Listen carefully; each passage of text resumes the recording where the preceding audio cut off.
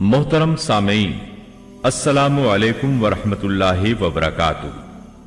किताब सुन्नत की इशाअत के आलमी इदारे दारुस्सलाम की तरफ से आपकी खिदमत में तख्लीक कायनात और तख्लीक आदम अलैहिस्सलाम से लेकर ईसा अलैहिस्सलाम तक तमाम अंबिया और कौमों का तस्करा क़िससुल अंबिया पेश किया जा रहा है।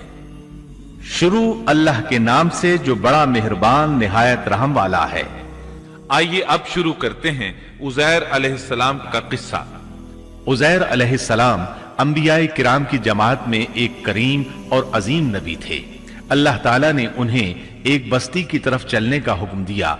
वहां पहुंचे तो बस्ती वीरान थी, बेआबाद थी। अब ये हैरान हुए कि मुझे यहां किस लिए भेजा गया। ऐसे में ख्याल आया अल्लाह ताला इस मुर्दा बस्ती को कैसे जिंदा फरमाएंगे। ये ख्याल ताज्जुब के तौर पर था। अल्लाह ताला सूरतुल बकरा आयत 259 में फरमाते हैं, या उस शख्स की मानिंद के जिसका गुजर उस बस्ती पर हुआ जो छत के बल औंधी पड़ी हुई थी। वो कहने लगा कि उसकी मौत के बाद अल्लाह ताला उसे कैसे जिंदा करेगा। तो अल्लाह ताला ने उसे भी मौत दे दी 100 साल के लिए। फिर उसे उठाया, पूछा तुझ पर कितनी मुद्दत गुजरी। कहने लगा एक दिन या दिन का कुछ हिस्सा। अल्लाह ताला ने फरमाया तू 100 साल तक ठहरा रहा। फिर अब तू अपने खाने पीने को देख कि ये बिल्कुल खराब नहीं हुआ, और अपने गधे को भी देख, हम तुझे लोगों के लिए एक निशानी बना रहे हैं। तू देख कि हम हड्डियों को किस तरह जोड़ते हैं, फिर उन पर गोश्त चढ़ाते हैं। जब ये सब जाहिर हो चुका तो कहने लगा मैं जानता हूं अल्लाह ताला हर चीज पर कादिर है। अल्लाह ताला ने नींद की हालत में उज़ैर अलैहिस्सलाम की रूह कब्ज की थी। इसलिए उन्होंने जवाब देते वक्त समझा कि शायद वो सो रहे हैं। उन्हें ये एहसास भी न हुआ कि मैं तो इतना अरसा मुर्दा रहा हूं। जब वो सोए थे तो सुबह का वक्त था। जब दोबारा जिंदगी मिली तो असर के वक्त आंख खुली। इसीलिए अल्लाह ताला के सवाल के जवाब में उन्होंने कहा मैं एक दिन या दिन का कुछ हिस्सा सोया रहा हूंगा। अल्लाह ताला ने फरमाया अपने खाने और गधे को देखो, खाना बहुत जल्द खराब हो जाता है, लेकिन 100 साल गुजरने पर भी खाना बिल्कुल ताजा था, जबकि आपके गधे की हड्डियां बिखरी पड़ी थी। अचानक उनके सामने देखते ही देखते हड्डियां हरकत करने लगी, फिर जुड़ने लगी। गधे का ढांचा तैयार हो गया तो उस पर गोश्त चढ़ने लगा। इस तरह गधा जिंदा हो गया और आवाज देने लगा। ये देखकर उज़ैर अलैहिस्सलाम पुकार उठे, वाकई मेरा परवरदिगार हर चीज पर कादिर है।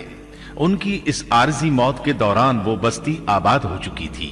उज़ैर अलैहिस्सलाम ने उनसे पूछा क्या तुम लोग उज़ैर को जानते हो। उन्होंने कहा जी हां, उन्हें फौत हुए 100 साल से जायद अरसा बीत चुका है।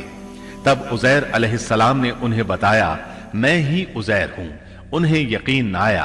वो एक बुढ़िया को ले आए, उसकी उम्र 120 साल थी। उन्होंने उससे उज़ैर अलैहिस्सलाम के बारे में पूछा। उसने उज़ैर अलैहिस्सलाम की 10 निशानियां बयान की। वो सामने खड़े उज़ैर अलैहिस्सलाम को देख रहे थे। तब उन्हें यकीन आया। उज़ैर अलैहिस्सलाम उनके दरमियान क़याम पजीर रहे। आपने उन्हें नए सिरे से तौरात की तालीम दी। वो उसको भूल चुके थे। बस्ती वाले उनसे बहुत मुतासिर हो गए, उनकी ताजीम करने लगे। इस अजीम मोजज़े की वजह से रफ्ता रफ्ता वो उन्हें अल्लाह का बेटा तसव्वुर करने लगे। अल्लाह ताला सूरह तौबा आयत 30 में फरमाते हैं, और यहूदियों ने कहा उज़ैर अल्लाह के बेटे हैं। ये अल्लाह ने उनका एक जुर्म बयान किया है। ये जुर्म उनमें नस्ल दर नस्ल चलता रहा, यहां तक कि इस दौर में भी यहूदी उज़ैर अलैहिस्सलाम को अल्लाह का बेटा मानते हैं। आपका नाम दीवाने मुकद्दस भी रखते हैं और कहते हैं ये मुकद्दस जात की नस्ल से है और माबूद है। यही उनका शिर्क है। अल्लाह उन पर लानत करे। अल्लाह उन्हें इस जुर्म की सजा जरूर देगा। इंसान कितने ही बुलंदबाला मकाम पर पहुंच जाए और अल्लाह ताला के साथ उसे ज्यादा से ज्यादा कुर्ब हासिल हो जाए, तब भी वो अल्लाह का बंदा ही रहता है।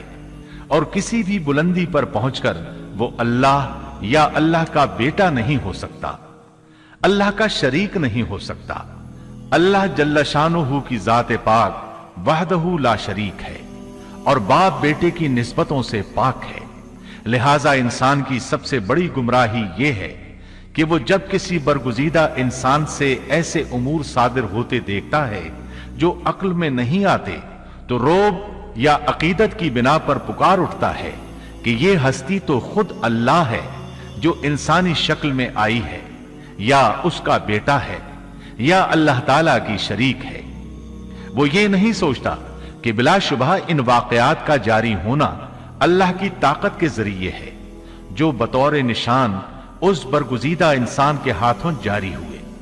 اس کے باوجود یہ نہ اللہ ہے نہ اللہ کا بیٹا، بلکہ اس کا ایک پسندیدہ بندہ ہے، اور یہ امور اللہ تعالیٰ کے خاص قوانین کے تحت صرف اس کی تائید اور اس کی صداقت کے لیے ظاہر ہوتے ہیں، ورنہ وہ بھی اللہ تعالیٰ کے آگے اسی طرح مجبور ہے جس طرح دوسری مخلوق۔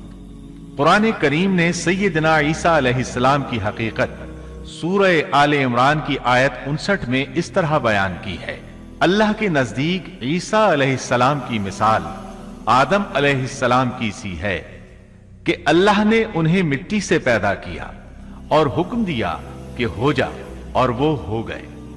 مطلب یہ کہ اللہ کا بیٹا اگر کسی کو کہا جا سکتا تو آدم علیہ السلام کو کہا جانا چاہیے تھا، لہذا کسی نبی کے بارے میں یہ عقیدہ رکھنا کہ وہ اللہ کا بیٹا ہے بالکل فضول اور باطل ہے۔ اور اسی کے ساتھ عزیر علیہ السلام کا قصہ اپنے اختتام کو پہنچا۔